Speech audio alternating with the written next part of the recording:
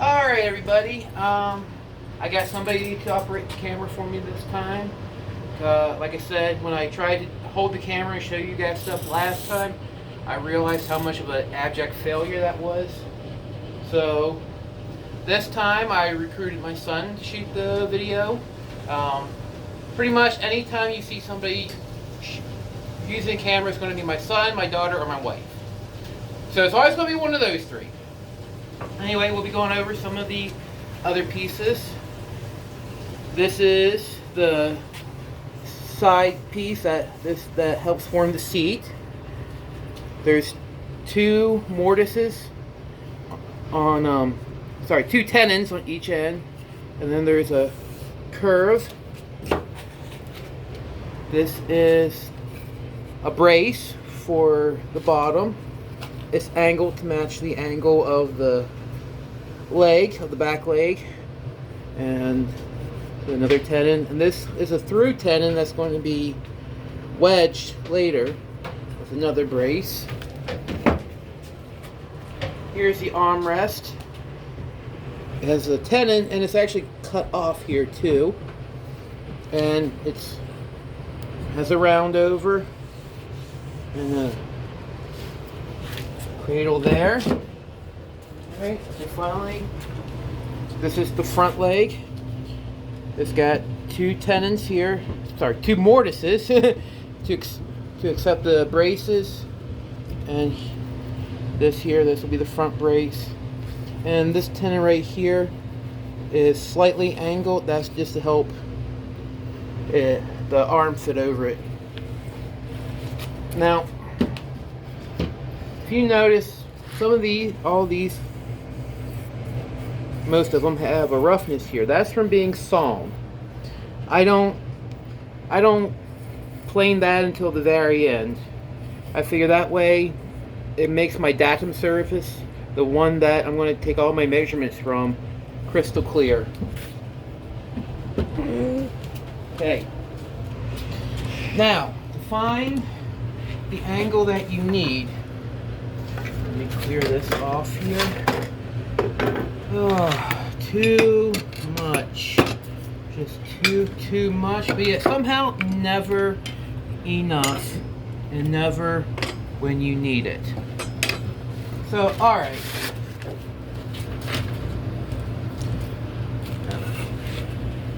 There's a couple. Now you could actually find the angle mathematically. Here's a very easy way to do it. I already marked this out. So, this is flat. So this will form a 90-degree angle. Okay? Next, you get your T-bevel, which right here. You'll loosen it up, and then you'll just put it up against here, and then when you get to the angle that you need, you'll lock it back in place. Okay? Now if you know you're going to be making a lot of these, then you might want to just put it right up here on your bench and draw a line, so you can always re-reference that. Okay, now once you got it in, you can use it just to transfer it. Okay, now let's go over the layout. Alrighty, that's how you find your angles for pieces. Now your arm piece, you're going to want to make a few measurements on. The 1/2 inch is going to be for your roundovers. The 5 inch is where your cradle is going to start. 10 inches is your halfway point, and then 15 inches is where it ends. Oops. And then at 17.5, you'll mark that, and that's where your tenon. Once you do that, you don't have to do it down here, as long as you have two reference lines. Then you'll As you can see, and then you just, this is what I mean about, okay. One thing, you know, last time I said this isn't the straightest wood, the pressure treated, construction pressure treated wood is not milled to the exact standards that, you know, regular 1x is. So there, also it's sold wet, so it does tend to warp. So if my suggestion is don't do like I did and wait, you know, weeks. If you're going to use it, make sure you build everything very quickly. You mark it, and I just kind of mark here and do a mark there. All right. Next, according to the directions, we have a 1/2 inch dip. So you want to mark down 1/2 inch. Now, there's a few ways you can do it. If you have something like this that you can bend, take the shape of the angle you need, you can use one of these. You can use a string. You can use a very thin, like an 1/8 inch dowel, and use a couple nails to hold it in place. Or you can just freehand it. Since this is just basically an armrest and there's no structural value to it, having a precise angle isn't that important. So you can freehand it. All depends how, you know, how specific you want. Oh, in case you're wondering, this right here, this is a speed square with a movable fence for locking in angles. It's much longer than the T-bevel, so if you want, so having a longer reference surface kind of eliminates a lot of the warble, so you can use that too. But T-bevel's fine. Now, once you get your mark, and you, I'll use this, bring this back. Set it right at the at the bottom line, the 1 inch, where it's in 1 inch. And you make your line, and then you'll take your square, and you'll run the lines all the way around.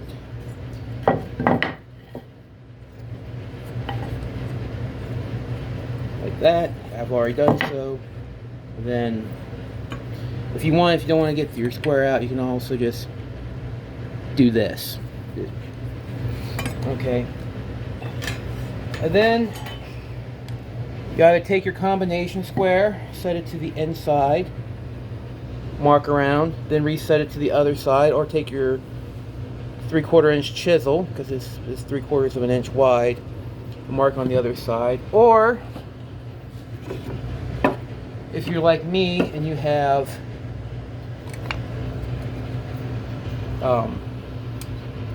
these marking gauges, you can set one for one end, move it around, and then take one, set it for the other end, and that just means that this is my reference face.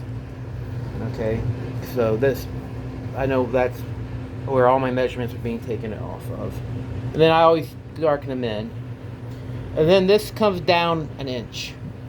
So then you'll just take your tape measure, mark it, or if you want, this is a 1 inch blade, you can just set that down and mark it. Okay.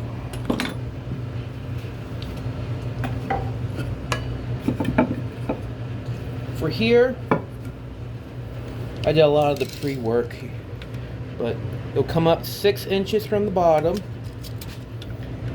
and then from there 8.5, because this will be a 2.5 inch tenon. Then your next one is going to be about 14 3/4 and 17 1/4, and you'll mark them out just like you did tenon up here, all the way. Okay, and then your final mark is going to be at 24 inches. Okay. And I take all measurements off one end.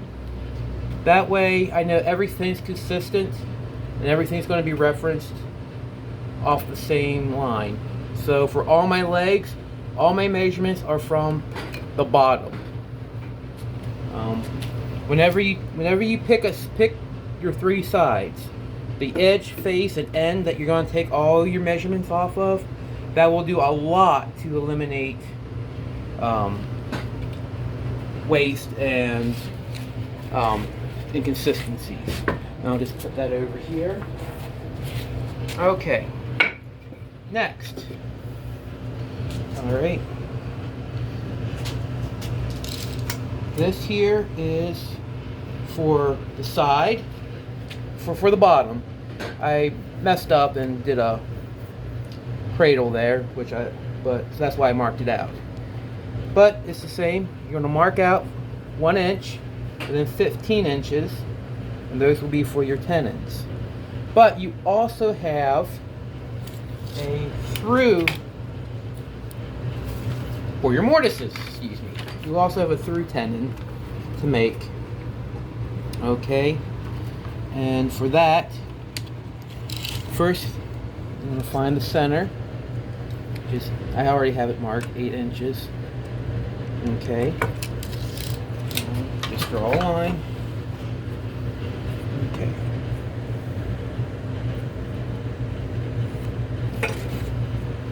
Now, you know what.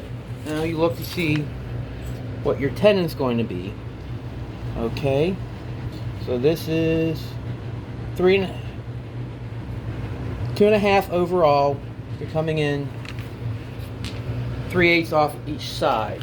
So let me get that piece right here. And I didn't cut down. So 2.5. And then you'll come in 3/8 off each side, which I haven't done yet. But we'll do that then. Okay, so 2.5 minus 3/8 is 1 7/8.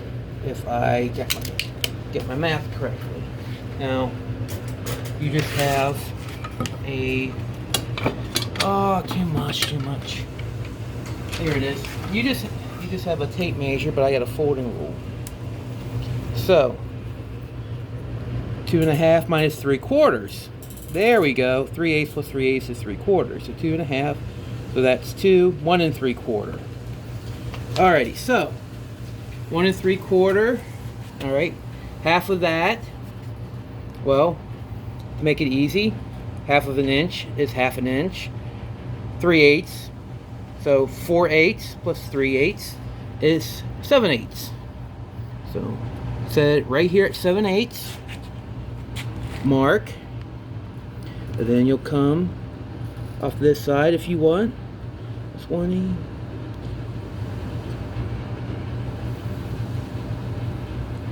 Right here. Once again, it would be 2 3/4. Okay.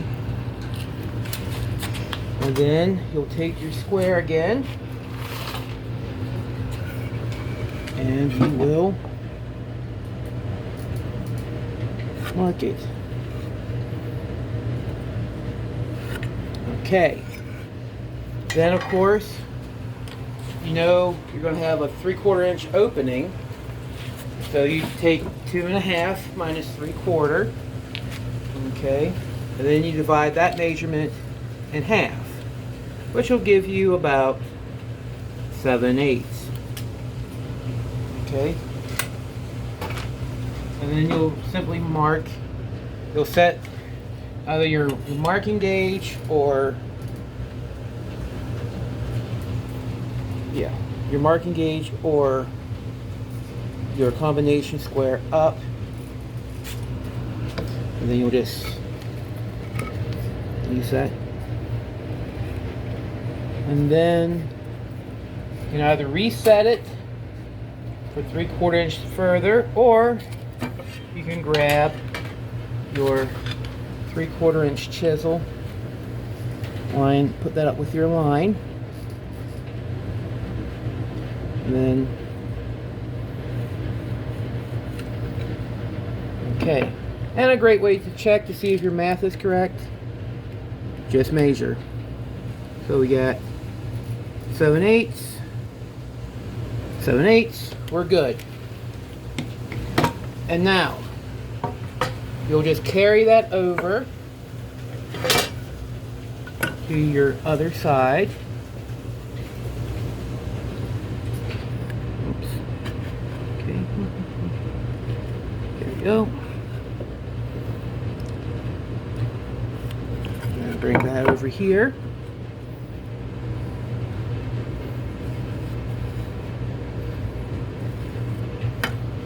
Okay. And now you'll mark.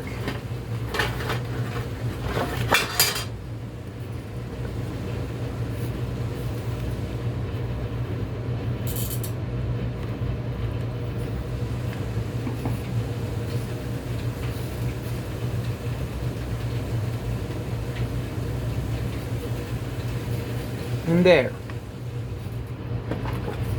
Now, what you would do is take your brace, you lock this down, take your brace, and my brace fits come, there we go, a little loose. Drill it down halfway, flip it over, drill out the other half, and then use your chisel to clean it up. I wish, here it is. And then it'll look like that. Alright, I think I'm running low on time, so I'll end it there, and I will see you next time. Bye!